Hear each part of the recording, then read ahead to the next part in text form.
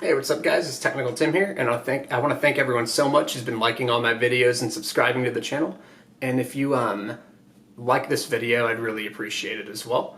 And I'm just going to recap the Moicano Korean Zombie card, and overall, on my Bet MMA page, it was pretty much a break-even event. I lost a unit, but as you know, I had arbitraged out of the Anderson Dos Santos fight. So I actually, because I arbitraged out of that, I actually made like a half a unit in real life. But because you guys know, I was kind of talking about arbitraging out of that fight, and my Bet MMA page didn't take into account that arbitrage. So it's pretty much like a break-even night. So kind of a whatever event. I feel like I had some good reads, some kind of like bad reads, some kind of random shit happening, and I'll kind of just go through. And if you guys don't know much about these videos, I kind of just go through the card in a general sense and talk about technique and betting, and talk about what I was thinking before the fight and what I was thinking after the fight. And so, first fight of the night, Duran wins 29-28 over Eric Spicely on all three cards. Good stay away. I don't think Win was worth it at minus 300 or whatever he was. I don't think he wins that fight 80% of the time, but I do think he should have been the favorite, and I'm glad I stayed away. Win had some question marks, and he is hittable. He popped the output up a little bit more in this fight than he did against Lawler, but he's too hittable though, and I kind of had noticed that in the Lawler fight, so I kind of stayed away, and I don't think he was worth it as a favorite there, so good stay away. Lipsky McCann. I didn't talk about this on my videos, and sorry I didn't send a final thoughts video out last night, or before the card. I will be doing it. I just got a little busy and I didn't have a ton of action, but I was kind of tweeting out most of my plays.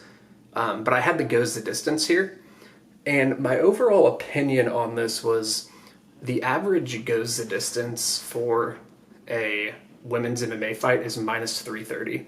So every goes the distance fight, I look at what they are for women's MMA, and then I try to explain why they deviate from that. Like, why are they minus 400? Why are they above the average? Or why are they below the average? And here, minus 330 is like 70-something%. And here it was minus 175 to 200. So they were kind of saying like 63 to 66. So it's kind of a decent size of difference. And usually submissions are kind of the main threat for a women's MMA fight not going to the cards. And even though there was McCann had a dominant position on the ground, I think, at one point in this fight, but both of these girls aren't great submission threats. They're just not that skilled on the ground, and they're both kind of scrappy. So I just felt like no one would get a really tight submission here. So I kind of threw that out as a low percentage. And on the feet, it was kind of just Lipsky had all quick knockouts versus pretty low-level competition, and McCann can box, so I figured this would just be a competitive striking fight, and usually standing KOs just don't happen for women's MMA. You'll get some, there's some outliers, but because I kind of took all that into account, I figured this should probably be minus 330 to go to the cards, and I should probably be in the closer to the average, so I took advantage and hit a unit and a half and cashed in there. Crowder Rosenstruck, I stayed away. Quick KO, don't really know how much to read on there. I figured Rosenstruck would probably get the KO at some point. I thought about maybe playing Crowder as a dog, but I just decided against it. And yeah, so don't have much to say here. Pena Wyman, I actually parlayed Pena in a parlay with Lee, which hit. And whenever I taped, I was like, Pena should be even a bigger favorite. I thought he was 9 out of 10 to win. And that was Wyman kind of back when he was active. And I usually don't think layoffs are that big of a deal, especially if they're only a year and a half. I tend to not get too scared on those, but when it's 5 years and he gets up to age 35, he's in his mid-30s now, so he's probably out of his athletic prime. I figured even Wyman in his prime was going to get smashed here, and then if you take into account the 5 years, it should have been even more. So I ended up just using him as a parlay leg.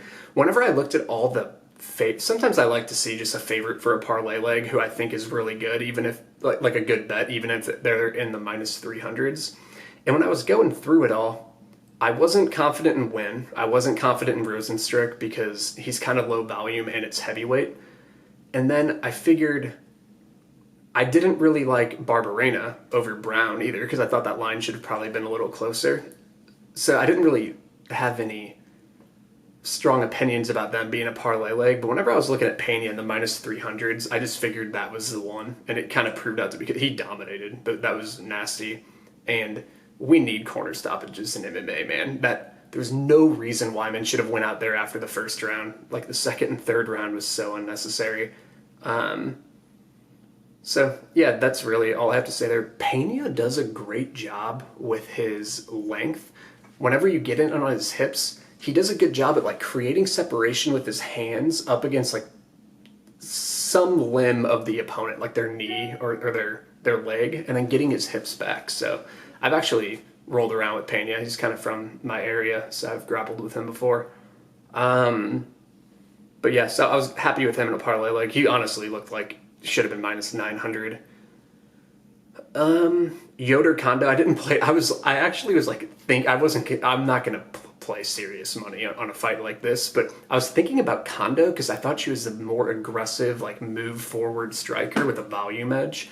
And that kind of was happening on the feet, but then anytime Yoder got a back take and got her down, she kind of dominated, and I hadn't seen any recent footage of Kondo on the floor, so I stayed away, and I'm glad I did, so I was happy with that. Next fight, Ige Aguilar. I got this one wrong, but I don't feel too bad about it because, I played Aguilar a couple units, and I missed him here. But I felt like kind of like the key to the fight was whether or not Aguilar could stop Ige's grappling, which I think he proved to be the better grappler, actually. The only time he was really out-grappled in this fight was in the first round. He got held down for a little bit in the first round, but it was after he got knocked down. It wasn't from like a takedown or him getting out-grappled. He was just kind of rocked. Then the second round, I thought he was the better grappler there. I think he has a better bottom and get-up game than Ige. And whenever he got on top of Ige couldn't get up in the second round, so Aguilar wrote out the position. And then the third round, I thought the round was pretty close, and then Ige just landed a big shot and took over. So I think it was just more I got this wrong because most people picking Ige were picking him because they thought he was a better grappler, and I think they were wrong there. But if you were picking him because you thought he could outperform his striking and do a little better in the striking, then good on you. But I still don't think he's that good of a grappler. But he stayed tough in the striking and just outperformed my expectations there. If you would have told me that they were going into the third round tied and it was getting like someone got a knockdown, I would have thought it was Aguilar. But sometimes knockdowns are just unpredictable and shit happens. So I'm not too mad about the pick. Like, my pick of Jacare over Hermanson, I was much more upset with because that was just a full, like, Jacare really just couldn't even win rounds, where I was like, wow, I just really got this one wrong. That was fucked up. But this one, I kind of just felt like Aguilar negated the grappling for the most part, had some moments on the feet, but he just didn't win on the feet like I expected him to. And most people thought he had the striking advantage, and he just kind of got knocked down to swing rounds, so it is what it is. I'm not too upset with the pick, but it never feels good when you lose a pick, but sometimes you just have to understand why you got it wrong. And this one, it was just a striker-grappler match where the grappler kind of just outperformed my striking expectations, so I'm not too mad about that. It is what it is. Take the loss. Howland Di Chirico, I didn't play this, and I thought Howland would win. That was a weird fight, but classic Howland fight, like just chaos happening, injuries and just weird shit. I thought it was pretty close fight, and it could have gone either way. I thought Howland landed more. Alessio kind of landed harder shots. I didn't like Howland as a big favorite there, and I just kind of stayed away, and it was fine. Lee Montana De La Rosa, I ended up playing Lee here, and won, and I played her point handicap too, and I thought that this fight went exactly how I thought it would. I thought she was a way better striker, and Montana's path was kind of grappling, and I read that really well because I thought Lee would really defend well in the body lock situation, and that's where a lot of De La Rosa's takedowns come from, and Lee's really good there and can land strikes to kind of get out of the situation from the clinch too. And then when she was getting taken down, I figured she would work back to the feet anyway. Like, I watched her versus Roxanne Modafferi in 2014, and I even thought her as a grappler then was enough to negate Montana De La Rosa's grappling. And so this was a great read. I was really happy with this one. And so I figured it was going to be a 30-27 shutout fight, and that's why I played the point handicap at plus 160, so that helped me. And then I also parlayed her up and played her straight with Pena.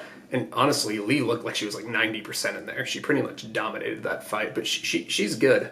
But I really thought De La Rosa just winning full rounds by just kind of laying on top was going to be tough, because I thought Lee was actually the better grappler and the better striker. But to kind of compare this with the Ige Aguilar fight, they're kind of similar in the sense where you thought, like, Lee and Aguilar are kind of the sprawl and brawl strikers. Like, that's kind of where we see their path winning the fight.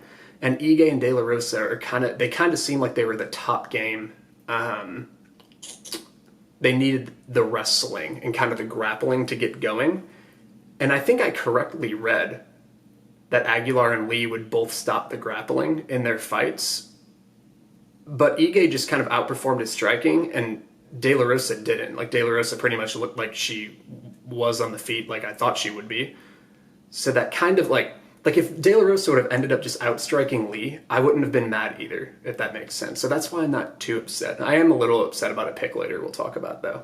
But just is what it is. Ewell, ADS, I armed out of this, which I'm glad I did, and fight went as I expected. Ewell had the 1-2 straight punches advantage on the feet, better striker. ADS was a better grappler. I do think if ADS would have taken down Ewell in the center of the cage, that he would have finished him, because the only times Ewell really escaped mount, because he got mounted immediately when he got taken down both times, the way he escaped was by wall walking on the fence.